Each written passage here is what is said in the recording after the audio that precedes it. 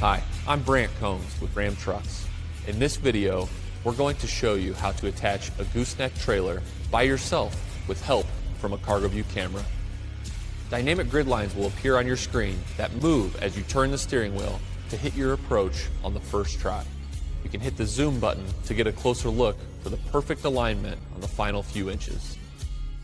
All that's left is to get out and crank the jack down. Or, if your truck is equipped with air suspension, that can be used to raise the truck to the coupler. After that, make sure to raise the trailer jack out of the way. Once the coupler is attached, you just need to secure your safety chains, attach breakaway cable, and wiring. Check your lights,